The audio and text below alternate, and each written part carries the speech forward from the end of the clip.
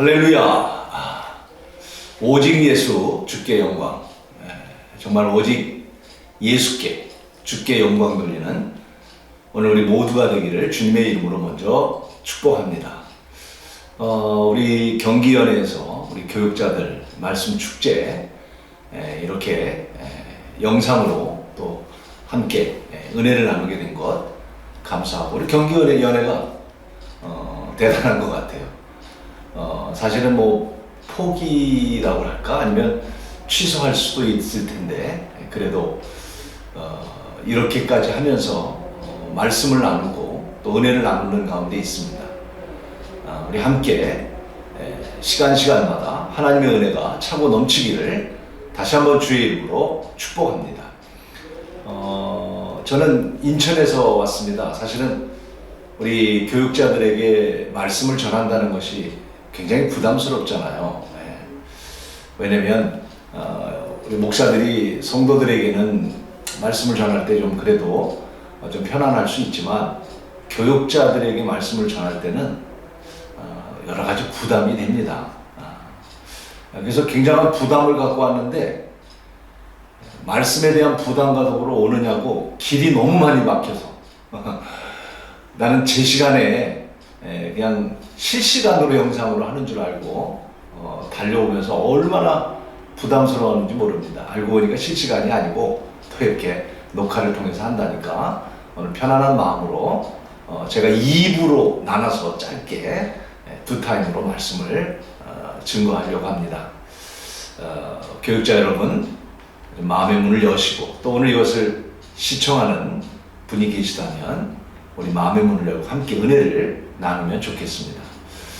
오늘 첫 번째로는 저를 좀 여러분에게 소개하면 좋을 것 같습니다. 물론 저를 통해서 예수님을 소개하는 것이 목적이겠지만 저를 좀 잠깐 소개해 드리고 싶습니다. 저는 인천 신현교회에 담임하고 있는 김요한 목사입니다. 제가 미국에 88년도, 89년도 그때 미국에 가서 이민 목회를 17년 하고, 그리고 한 12년 전에 한국에 들어와서 이제 한국에서 목회한 지 또 12년이 되었습니다. 올해 제가 한갑이 되었고요. 참 하나님의 은혜 가운데 목회를 해왔다고 생각합니다. 특별히 힘든 17년의 이민 목회의 이야기를 여러분과 나눈다면 한국 목회와 이민 목회의 차이점은 있겠지만, 큰 은혜를 나눌 수도 있겠지만, 짧은 시간에 이민 목회에 대한 이야기는 나누지 못하고, 근래에 저에게 있었던 하나님의 은혜, 또 제가 깨달았던, 또 제가 회개하고 반성하고 또 나의 모든 것을 내려놓고, 특별히 나의 주인은 주님이십니다 라고 목사로서 고백했던 이야기를 잠깐 간증을 통해서 나누려고 합니다. 마태복음 16장 15절에 보면 예수님께서 제자들에게 물으시죠. 너희는 나를 누구라 하느냐? 라고 하는 질문입니다. 너희는 나를 누구라고 하느냐? 잘 알다시피 제자들 가운데 때로는 세례 요한이요, 또 더러는 엘리야요, 예레미야요 라고 말하지만 베드로가 뭐라고 고백하죠? 잘 아시죠? 주는 그리스도시요 살아계신 하나님의 아들이십니다. 주는 그리스도시요 살아계신 하나님의 아들이십니다. 여러분 많이 듣던 얘기고 많이 전했던 얘기고 또 우리가 잘 알고 있는 사실이고 팩트고, 그렇죠? 그리고 우리의 신앙의 고백일 수도 있을 것입니다. 저는 사실 3년 전에 뜻하지 않는 질병이 저에게 찾아왔습니다. 폐암이라고 하는 진단이었습니다. 너무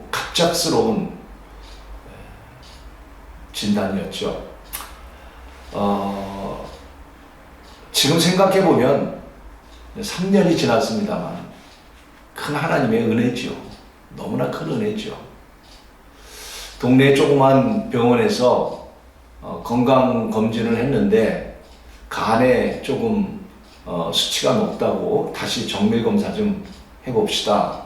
동네 조그만 병원입니다. 그래서 정밀검사를 했더니 폐와 간 사이에 조그만 혹이 있는데 2.2cm였어요. 발견이 된 거예요. 정말 발견되기 어려운 부분이에요. 폐도 아니고 간도 아니고 그 사이. 그래서 제가 샌프란시스코에 가서 다시 정밀 검사를 했더니 결국 폐암 진단을 받게 됐죠. 여러분, 목사가 늘 아픈 사람을 위해서 기도해주고 또 암 걸린 사람들 위로하고 권면했던 저에게 폐암이라는 진단을 받게 될 때에 물론 그 순간은 조금 이게 뭐지?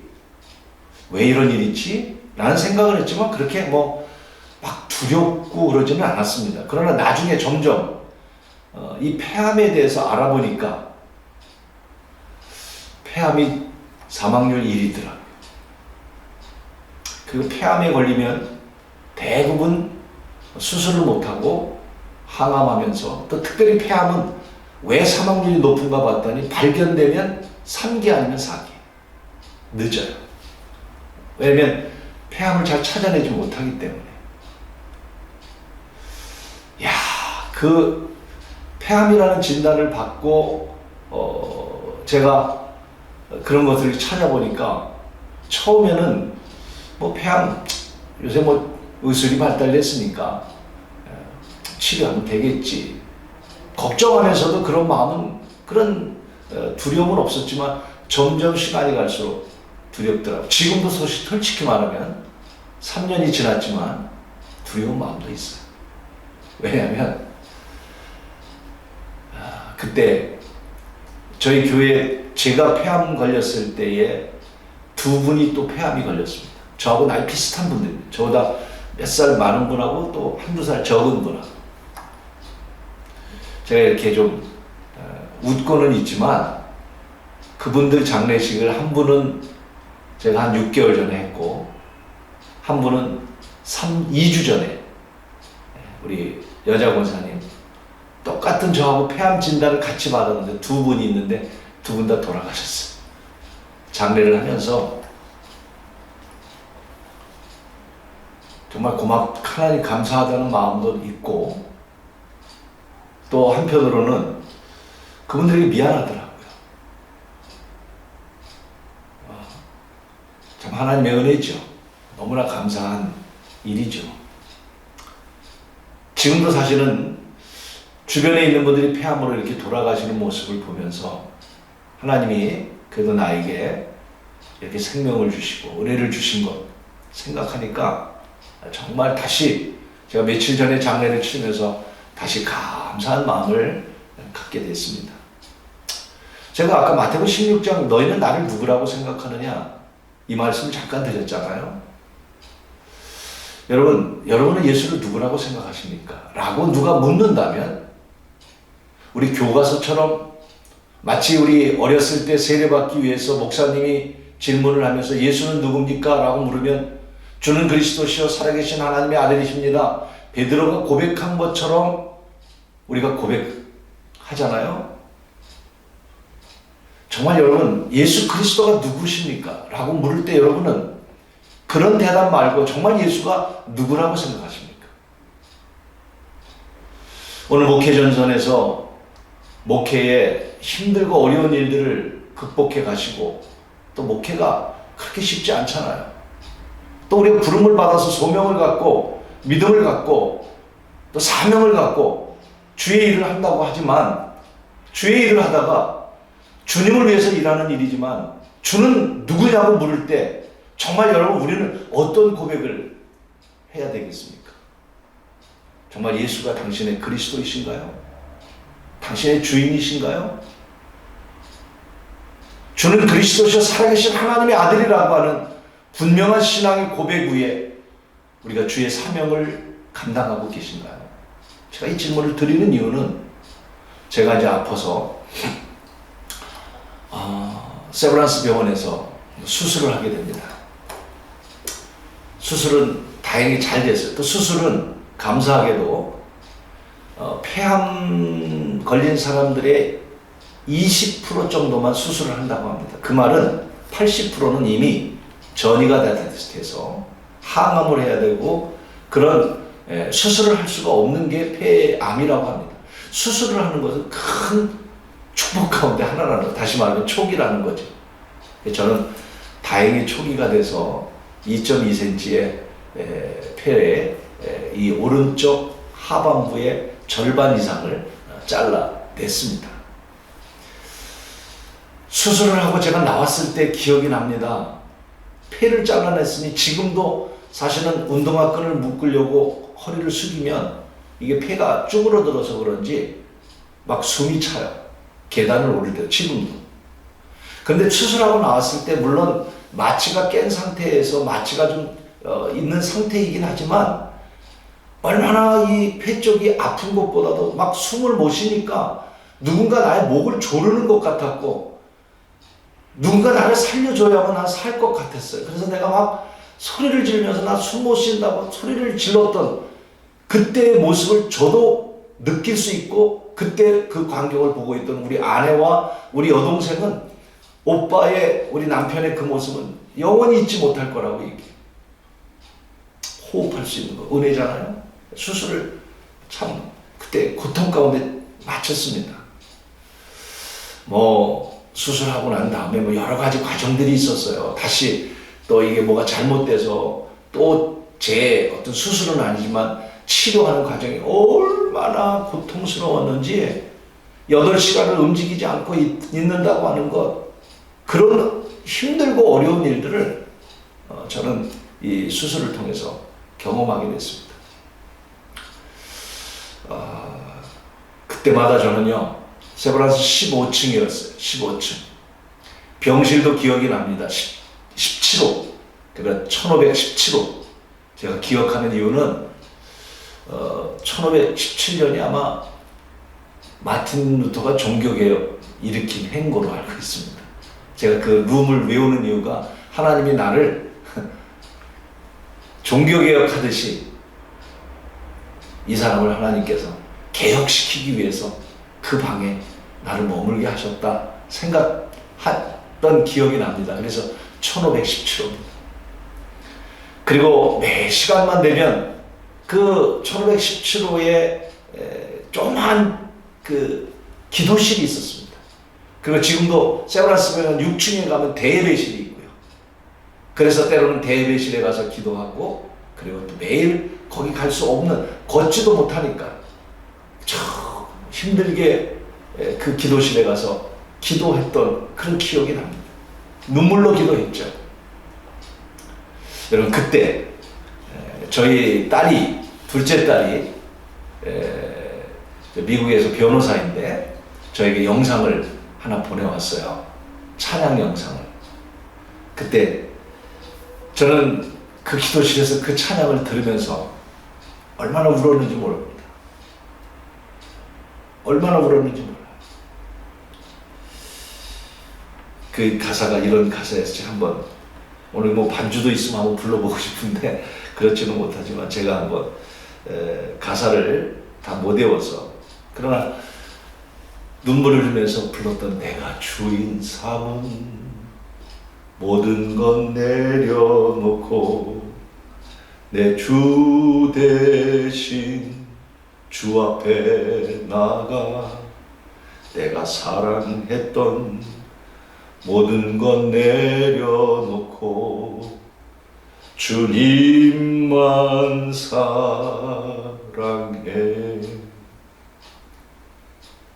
아직도 그 찬양이 내가 주인 삼은, 저는 평상시 이 노래를 불렀던 찬양입니다. 저는 이 찬양을 부르면서 그때 마태복음 16장 15절 너는 나를 누구라고 생각하냐. 나는 내가 목사잖아. 저는 목사 아들입니다. 저는 어렸을 때부터 모범생이었어요. 교회 학교에서 모든 상 다 받았어요. 목사의 아들로 또 부모님들, 솔직히 말하면 부모님들 마음도 그렇게 속썩인 사람 아니에요. 아주 정상적으로. 어떤 FM, 예수가 누구냐고 말하면 예수는 나의 구주라고 말했던, 그래서 목사가 되겠다고 어렸을 때부터 생각하고 목사가 됐고, 또 이민 목회 17년 정말 열심히 했습니다. 어려운 이민 목회 속에서 새벽기도 했고요. 새벽기도 어렵습니다. 새벽기도 했고요. 제가 물론 하나님 앞에 죄인인 건 알죠. 그러나 예수님은 나의 주인이라고 생각했고 그렇게 살아왔지만, 제가 암 수술하고 난 다음에 그 병실에서 이 찬양을 들으면서 내가 주인 삶, 저는 다 내려놓기 시작했어요. 내가 주인 삶은 모든 건 내려놓고, 내가 사랑했던 모든 건 다 내려놓기 시작.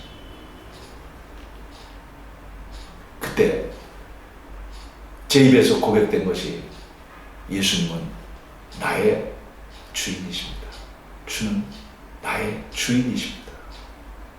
그 고백을 하게 됐고, 지금은 3년이 지나서 또 내 안에 욕심도 생기고, 또 내 안에 주인 되신 주님을 무시하고 내 마음대로 사는 그럴 때도 없지 않아 있지만, 그 당시 그 마음, 저는 이 시간 목회하는 동안 그 마음을 잊지 않으려고 노력하고 있고, 여러분들도 예수님을 여러분의 주인으로 모시고 살아가시는 분들이고 주의 종들이지만, 다시 오늘 우리가 내가 주인 삼은 것을 다 내려놓고, 내가 사랑했던 모든 건 내려놓고, 주님만이 나의 오직 예수, 주님의 복음을 위해서, 주님의 부름을 받아서 오늘 우리가 이렇게 하나님의 일을 하고 있지 않습니까? 더구나 오늘 우리가 이 어려운 시대 속에서 다시 힘을 내시고, 당신의 주인은 예수 그리스도입니다. 예수는 나의 주인이라고. Jesus is my Lord. Jesus is my Master. 주님이 나의 주인이라고 고백하시면서 여러분 살아가신다면, 목회한다면, 주님이 주인이시잖아요. 주인 대신 주님께서 여러분의 앞길을 인도하실 것이고, 여러분의 목회를 도우실 것이고, 여러분 힘들고 어려워도 주님의 영광을 나타내는 귀한 일들이 여러분 사역 속에 충만하리라고 믿습니다. 주인 대신 예수 그리스도를 우리 함께 모시고 살아가는 주의 종들이십니다. 이제 이어서 제가 영성에 대한, 제가 깨닫는 영성에 대해서 여러분에게 잠시 말씀을 드리도록 하겠습니다.